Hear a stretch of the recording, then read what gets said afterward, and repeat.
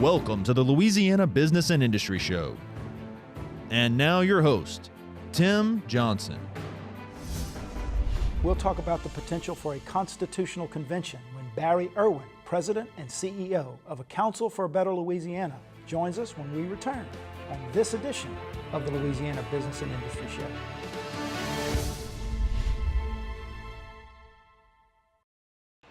Consumers and property owners with construction projects can have a successful result or regretful experiences that could have been avoided. Before any construction project, verify licensure of the contractor and check references. Scammers will claim to be insured or bonded, so always check first. Download our app, LA Contractor, from the Android or Apple Store. Visit our website, lacontractor.org, or contact the Louisiana State Licensing Board for Contractors. We're here to help before things go wrong. Hire a licensed contractor. It's the law.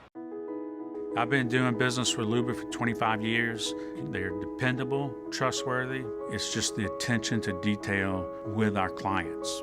Our folks have years and years of experience. They're highly trained professionals, but many companies have that asset.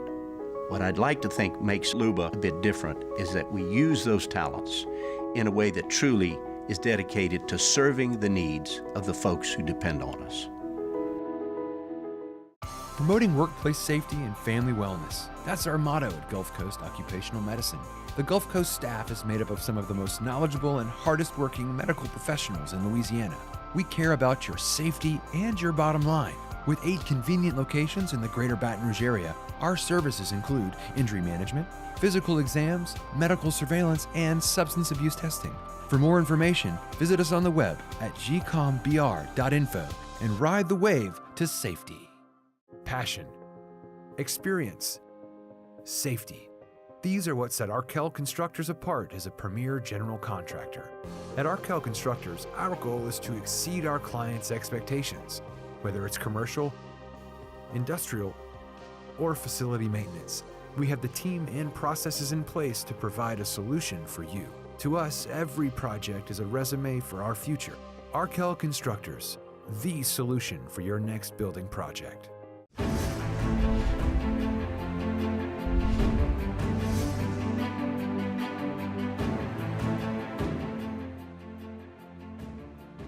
Welcome back to the Louisiana Business and Industry Show. Very pleased to be joined by Barry Erwin. Barry is the President and CEO of A Council for a Better Louisiana. Welcome, my friend. Hey, thanks for having me. We always start with a little human interest, right? Tell us about Barry Erwin, your background, your education, sort of the career path that led you to cable. Well, actually, I'm from Louisiana. I'm a native. I was born in Alexandria, kind of grew up in Shreveport, went to school at Louisiana Tech, and got into journalism. My dad was in journalism for 60-some years, just about, and went to work at a TV station in Shreveport. Eventually found my way to Baton Rouge. Spent a lot of time covering the Capitol. That was my interest, politics in the Capitol. And during the years I was there, about 15 years doing that, there was a lot of colorful things going on. So it's been an interesting experience there. And I think going from that to cable was kind of just a natural progression. You know, in journalism, you're trying to keep an eye on things, kind of be a watchdog, and we're sort of trying to do the same thing with cable, but also do some advocacy. We'll use the term cable a lot today. That's the acronym for A Council for Better Louisiana. So give us an overview, Barry, your mission, your membership, your structure. What do you focus on? Well, we have been around since 1962, so we've been around for more than 50 years. A lot of people don't necessarily recognize that. When cable was founded, it was kind of a group to try and take recommendations, good government recommendations that had been out there from groups like PAR and others, and actually advocate for them, lobby for them, and actually have them become implemented in law, because we had a lot of good recommendations, we didn't have a lot of good law. So that's where cable started.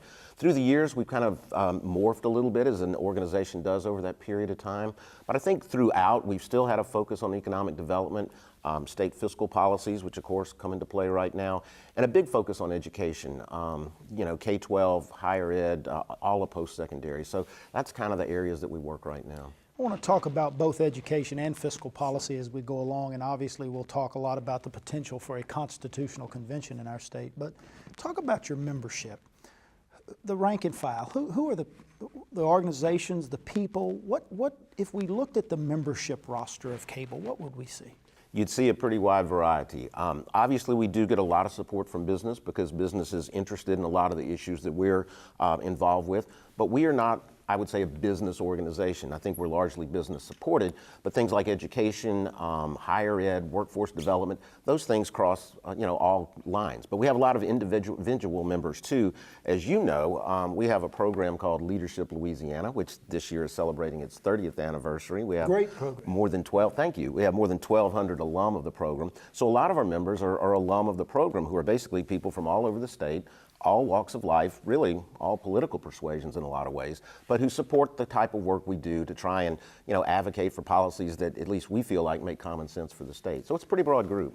Let's talk a little bit about that Leadership Sure. Louisiana program, because it is pretty well known among those folks in those sort of positions, and you've got a lot, as you mentioned, great alumni there. Tell us a little bit more about the specifics. Well, a lot of communities have local leadership programs. A lot of them are done through their chambers, and they focus a lot on the local issues that are happening in their communities. We kind of do the same thing at a state level, and we go. We have 6 sessions a year. We go around the state, 6 locations, and we kind of alternate from year to year on some of those. But basically, looking at major state issues. So we have a class this year of about 50 folks, and again, they're from all over the state. All walks of life, and we go focus on the major things, education. We just were down in the coastal area recently, the big wetlands issues, of course, that we deal with, coastal Louisiana, but economic development, transportation, healthcare, really just all the major things. So we try and give people a focus on these bigger state issues and the budget and fiscal issues so that they go back to their communities with a better idea of kind of what's going on at the state level. And really a deeper dive into a lot of that than most folks. You mentioned education, so let's talk about one of CABL's focus areas, and that is improving the system of education that we have in our state. We've had some gains recently in our overall performance, but we saw just over the course of the last week where some reports have come out that on the NAEP test, that's the National Assessment of Education Progress, it's sort of a nationwide test, that both our 4th graders and 8th graders have fallen back. In fact, our 8th graders are now ranked 45th or 48th in math, and actually it's 50th in math and 48th in reading. We've seen some slide there. Talk about your engagement with education and some of the things you've tried to focus on. Well, really over the last 20 years, I would say, we've had a real strong focus on education. And it started a number of years ago, actually when Cecil Picard, who you remember was the superintendent of education, Governor Foster had a big interest in it. School accountability, trying to make sure that we were understanding how our kids were doing. We didn't really understand how they were doing before, so we started with the testing and the standardized testing, which is controversy to some, but it's actually the only way that you can measure how our kids are doing. We've had a big focus on early childhood education, raising standards, charter schools, choice issues for students, particularly students in low-performing schools or failing schools where they don't really have an opportunity to do anything other than stay in a school that's not serving them very well. So we've tried to expand those kind of options for them.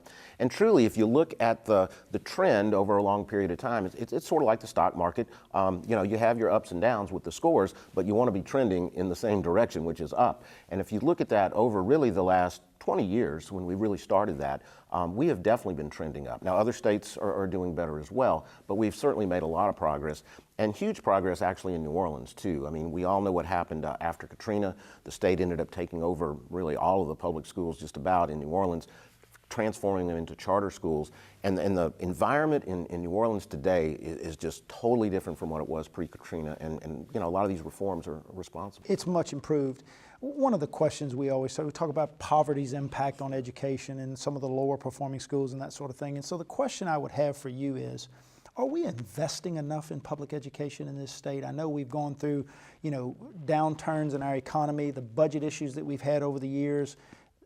Is the support for education where it needs to be in Louisiana? Well, I think it's kind of a mix. I think if you look at like per pupil, what students, what schools get basically in Louisiana compared to other states, we're in the middle of the pack. So we're not at the bottom when it comes to funding.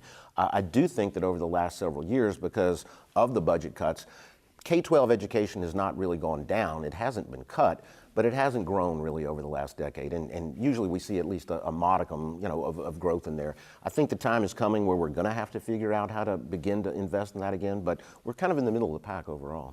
We'll take a break. We come back, I want to jump into the fiscal issues that have plagued our state for so long and eventually talk about the potential need for a constitutional convention to sort of rewrite our fiscal policy. We're visiting with Barry Erwin. He's the president and CEO of CABL. That's a Council for a Better Louisiana. You're watching the Louisiana Business and Industry Show.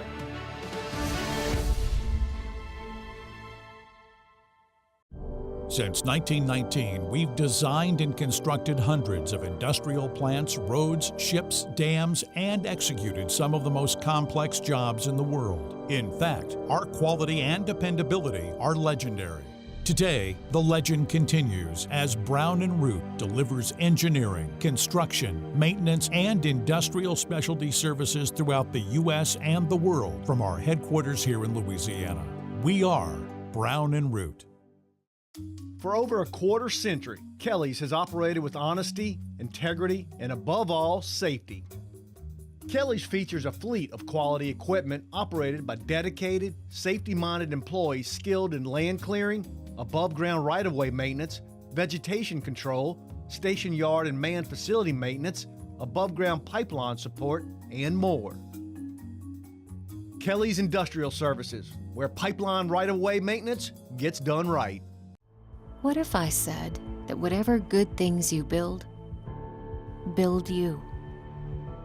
And that in this economy, sweat never loses its value? What if I said that there isn't a challenge in the world too great for a craft professional with the right tools? And that the steps that lead from where you are to where you want to be can only be built by you? Build your future at byf.org. Consumers and property owners with construction projects can have a successful result or regretful experiences that could have been avoided.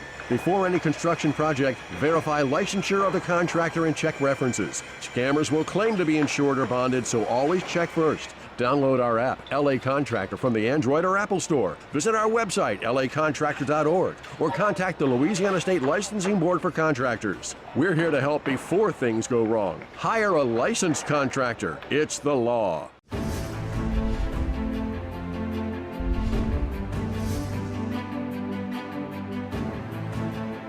Welcome back to the Louisiana Business and Industry Show. Barry Erwin of the Council for a Better Louisiana is our guest. We've spent a lot of time on this television show and on our radio show over the last 2 years talking about the state's fiscal position. One budget deficit after another. We go from one crisis to another. We don't know if TOPS is going to be funded. We don't know how much higher education is going to be cut. We don't know how much health care will be cut. It seems like we have a very difficult time focusing on priorities and funding them adequately. Give us CABL's big picture overview of our fiscal position, where we are and how we got here, Barry. Well, I mean, I think that we are on the cusp, depending on what happens, of either something that's going to kind of turn the corner or go over the cliff, as they say. I mean, how we got here is kind of, quick story. It's really post-Katrina. We had a big surge in state revenues after Katrina because of all the rebuilding and the recovery. We had high oil prices. We had a really good economy in our state. And then the bottom fell out all at the same time. We cut taxes. We had the oil prices go down. We had the national recession. And we've never been able to climb out of it. I mean, basically what we've been doing is trying to just tread water while we've had kind of a structural deficit that we have just not been able to overcome. We have cut spending, but we have not cut spending enough so that we are taking in revenues to support the level of spending that we have. We've had some temporary taxes that I think have at least plugged the thing, that have gotten us in a place that if we can maintain some degree of that, we have a chance to turn the corner. The problem is the legislature is kind of mixed view as to whether they want to, continue those temporary taxes. We can get into some of that. We would not really want them to be temporary again in the future. We think we need to have something a little bit more stable and sustainable. But we do have a real problem. Our budget was $10.2 billion when we were at the height of all that. It's $9.6 billion this year. It'll be less if we don't. That's the state general fund budget. Right. Yeah, it's $30 billion. $30 overall, billion is right. the big number, but the one that's kind of the operable number is that. So we have reduced the size of government, and at some point I think we are going to have to decide, are we going to reinvest, and are we going to reinvest in our priorities? Let me get your perspective on this, because one of the things I think about often, and there are 2 points to this. Number one, does government try to do too much and spread its resources too thinly? We'll talk about the conversation around a constitutional convention and maybe giving locals more authority to do things that the state has heretofore done.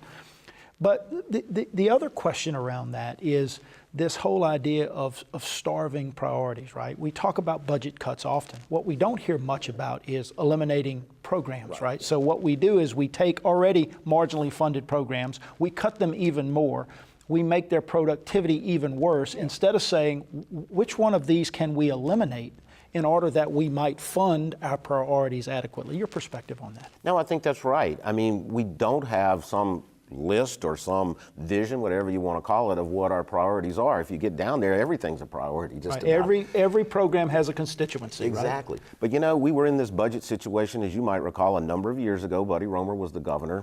He inherited a huge deficit. He had to deal with it. And what they did was they cut programs. They cut things out. They stopped doing things. Some of those things were unacceptable. People didn't like it. They closed a lot of motor vehicle offices. People got very upset about that. But what happened was you figured out the balance between what were the things people were willing to let go of and the things that they wanted to do.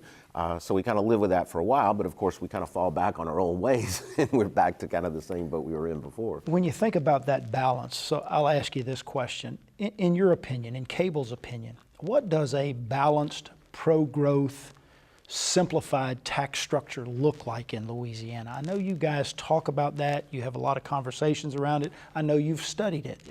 What does that more balanced tax structure look like? I think for Louisiana, it looks like one that's less complicated. And just a quick example, I'll use the business side of it. We've got a lot of deductions, a lot of exemptions, a lot of tax credits, all those things that everybody's been talking about. But we also have high rates. So we have a high corporate tax rate. It's 8%. It's by far the highest anywhere around here. But we do have all these other things that offset it. So when you look at it from the outside, it looks like we don't see all those credits, all those things. We see a high tax rate of 8%, and we think, oh, you're not a good state to invest in. The point is you get rid of a lot of those exemptions, some of those deductions. Obviously, some of them are there for incentive purposes. You don't get rid of those that are tools, but then you lower your rate. Your rate becomes lower. You can do it in a revenue neutral way. It's not that you're going to bring in more money for the state or less money for the state. You just do it in a way that brings in the same amount. You simplify things, and I do think you create a balance that puts us on par with other states in a more positive way. Yeah, simplified, lower rates, fewer exemptions. Right. Let's bring more transparency to the overall process.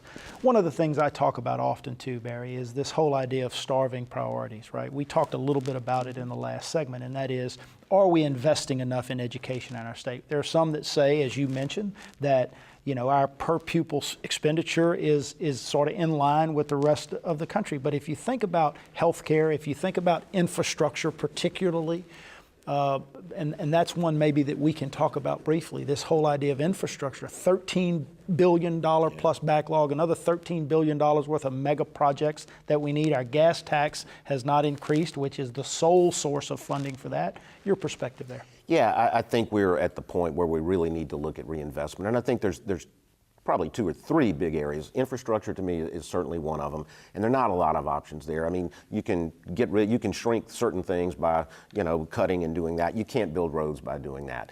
There's a big issue there. I think we need to look at higher ed again too. I mean, higher ed has taken a lot of cuts. We are actually in a better competitive position than I think a lot of people think when it comes to technology, innovation, those kind of STEM type jobs, but we need a higher education system that can help produce them. Of course, we need the workforce for the other industries as well. And I think another one that needs to get on the radar screen a little bit is early childhood education. We talked Huge a little impact, bit, right? We talked a little bit about the K-12 side, and we've seen some slippage. Where we're going to see growth is if we can kind of reinvest a little bit more on the early side to see those dividends really across the board later on. But we have to be able to view those expenditures as investments and not just a waste of taxpayer dollars. Exactly. Let's take a break. I want to come back, talk briefly about the current fiscal situation and the bills that are moving, the budget that's moving its way through the legislature today. And I want to talk about the idea of a constitutional convention. We're visiting with Barry Erwin. He's the president and CEO of CABL. And you're watching the Louisiana Business and Industry Show.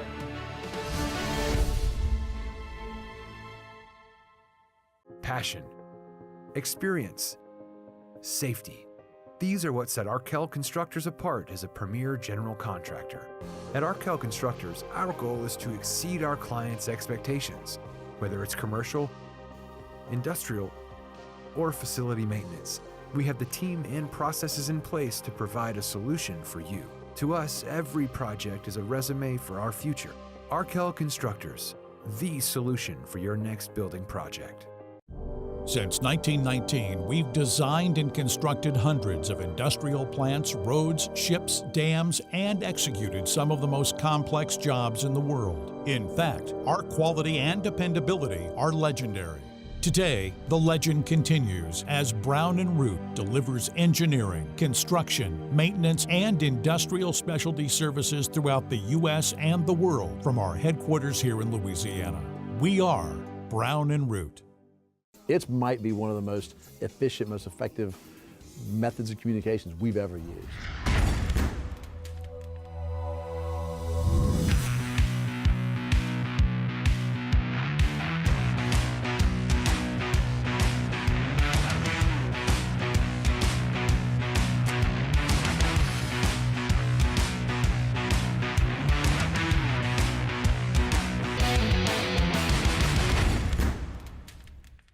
For more than 25 years, the TJC Group has been helping industry communicate and build relationships with communities, elected officials, and governmental agencies.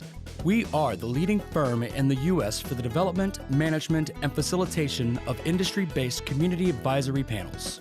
Whether you're building a new facility or you manage an existing business, let us put our community and governmental relations experience to work for you.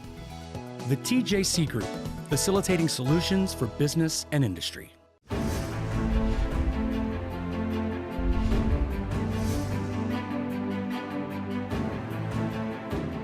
Welcome back to the Louisiana Business and Industry Show. Barry Erwin of CABL is our guest.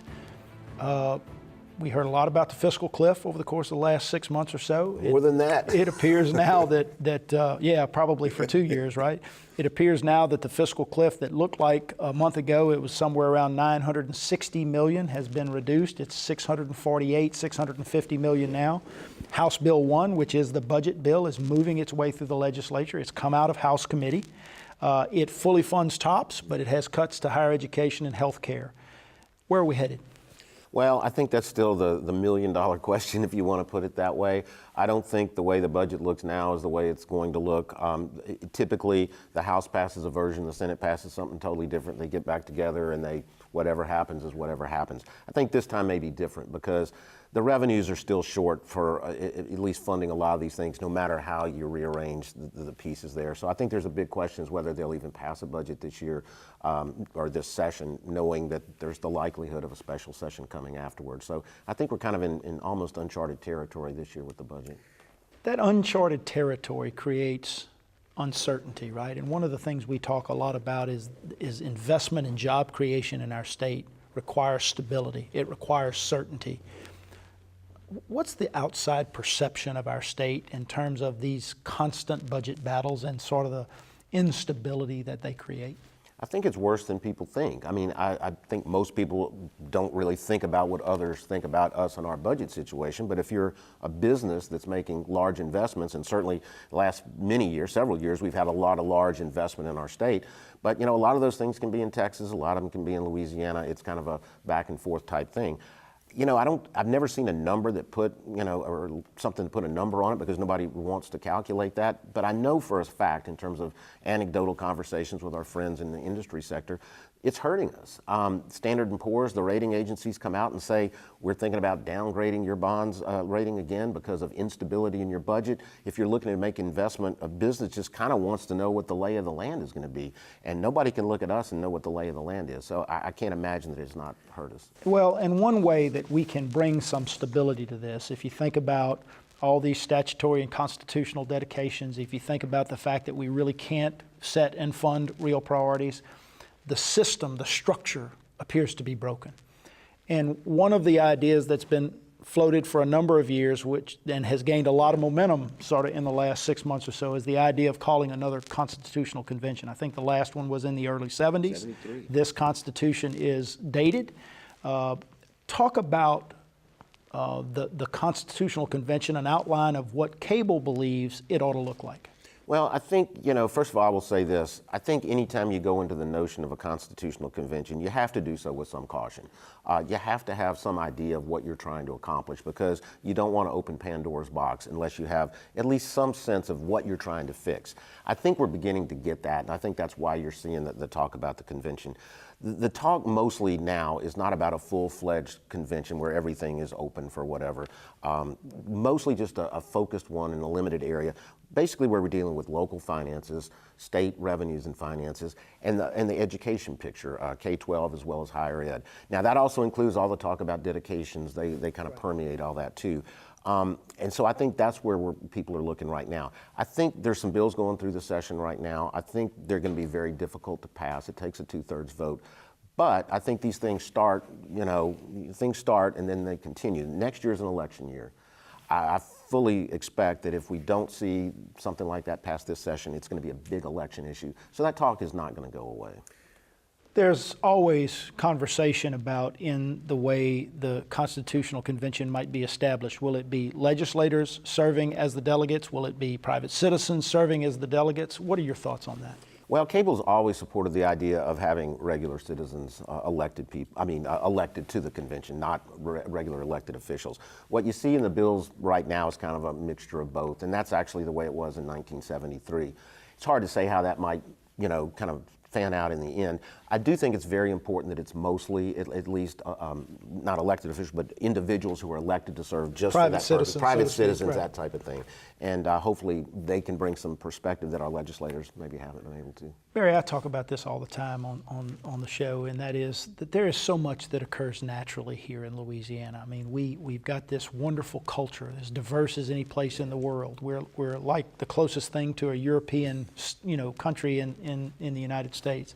We've got this wonderful work ethic. We've got the petrochemical industry and all the science it brings. We've got the city of New Orleans. We've got the Gulf of Mexico. 30% of the nation's energy supply comes through our coast. We sit on the mouth of the greatest economic transportation artery in this hemisphere, the Mississippi River, the ports, all of the things. And for years and years and years, we've allowed politics and government to get in the way of the kind of growth that this state ought to see. Is this our opportunity to begin to turn that around?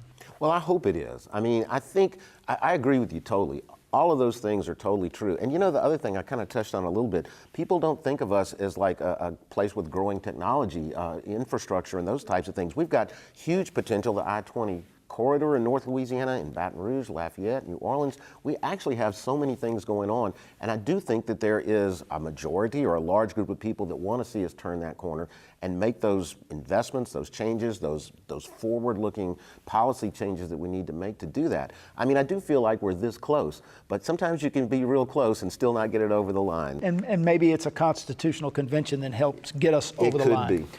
10 seconds, path forward. Where do we head? Well, I think we have a special session coming up no matter what, balance the budget to whatever degree we can. We have an election next year, and we need to talk about the future of our state and where we want to go. Listen, man, keep up the good work that you do and have done for years. Keep up CABL's good work. We'll be watching closely to see where all of this heads, but I'm optimistic that we're going to get something done. Well, thanks. That's a wrap, guys. Thanks for joining us.